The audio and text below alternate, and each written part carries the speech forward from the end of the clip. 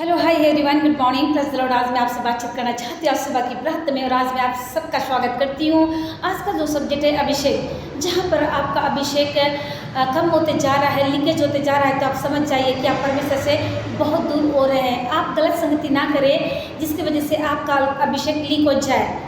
यहाँ पर हम देखते हैं कि यीशु मसीह जो है क्या कह रहे हैं, अगर आप कई प्रकार के गलत कामों में लिप्त हैं तो आपका अभिषेक बढ़ेगा नहीं, वो घटेगा।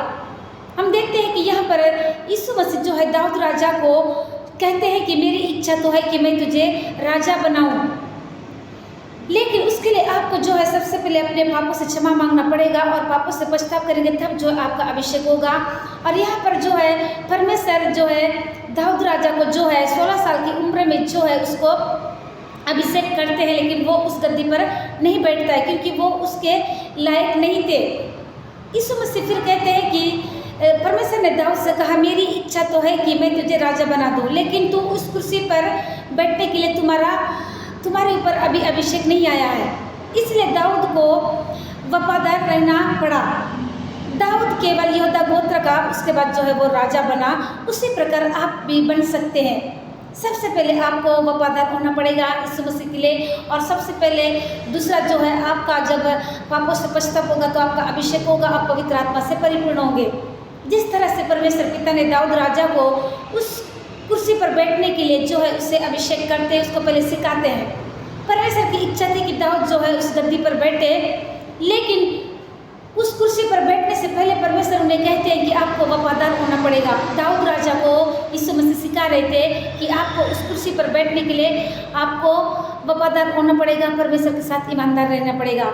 तब जो है दाऊद राजा जो है यहूदा गोत्र का राजा बन गया। इस प्रकार आप भी अपना अभिषेक को बना सकते हैं। जब आप परमेश्वर के साथ में ईमानदार रहेंगे और ईमानदारी के साथ चलते रहेंगे तो आपका भी अभिषेक होगा और आपका भी अभिषेक बने रहेगा। मैं कहना चाहती हूँ कि और तुम्हें भी इसका प्रयोजन नहीं कि कोई तुम्हें सिखाए। यहाँ पर आप वचन पढ़ सकते हैं। ये पहला यूहन्ना के 2:27 पद में क्या लिखा हुआ है, तुम्हारा अभिषेक जो उसकी ओर से किया गया है तुम में बना रहता है। आमीन। किसकी ओर से? यीशु मसीह की ओर से। और तुम्हें इसका प्रयोजन नहीं कि कोई तुम्हें सिखाए, वरन जैसे वह अभिषेक जो उसकी ओर से किया गया है वह तुम्हें सब बातें सिखाता है।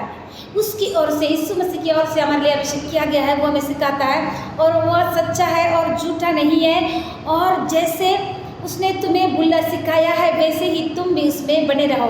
यीशु मसीह चाहते हैं, इसमें 3 बातों को बता रहे हैं कि हमें सबसे पहले जो है यीशु मसीह में बने रहना है, और उसका प्रयोजन है कि वो पवित्र आत्मा हमें सिखाए। और यीशु मसीह सच्चा है, वो कभी झूठ नहीं बोलते हैं, और जो उसने सिखाया वो उसमें हमको जो है बने रहना है। सो जितने लोग मुझको देख रहे देश विदेश दुनिया के छोर से मैं कहना चाहती हूँ, जितने Facebook, family, WhatsApp, normal message के द्वारा, वॉइस के द्वारा, ईमेल, इनबॉक्स, टेक्स्ट मैसेज के द्वारा, जितने लोग आप लोग सुबह शाम की प्रार्थना का लाभ उठाते हैं, मैं कहना चाहती हूँ आप लोगों के लिए गुड न्यूज़ है। मैंने जो यूट्यूब चैनल भी खोल लिया है, आप उसे भी जाकर सुबह शाम की प्रार्थना का लाभ उठा सकते हैं। यदि आपने उस चैनल को सब्सक्राइब नहीं किया तो आप सब्सक्राइब भी कर सकते हैं। चैनल का नाम है प्रिया बिस गॉड इज लव। मैंने टेलीग्राम और इंस्टाग्राम भी ओपन किया। आई मैं सबके लिए प्रेयर करना चाहती हूँ। धन्यवाद, धन्यवाद जीवन के देने वाले सामर्थ्य में प्रभु यीशु मसीह। बहुत ही प्यारा खूबसूरत समय के लिए धन्यवाद पिता, जो आपने मुझको दिया। आप निरंतर आगे बढ़े पिता, मैं घटूँ। मेरी ज़िंदगी में मेरी इच्छा नहीं राजा, आपकी इच्छा पूरी होने पाए। धन्यवाद करती पिता। इस वक्त आपके दास से लोग जहाँ कैसे के लिए जाते हैं, उनके आने जाने के लिए सहायता मदद करिए। सारी बातों में माँ आपको देते हो, यीशु के नाम से इस विनती को मांगती खुदा, ऐसे सुनिए, कबूल करिए। आमीन।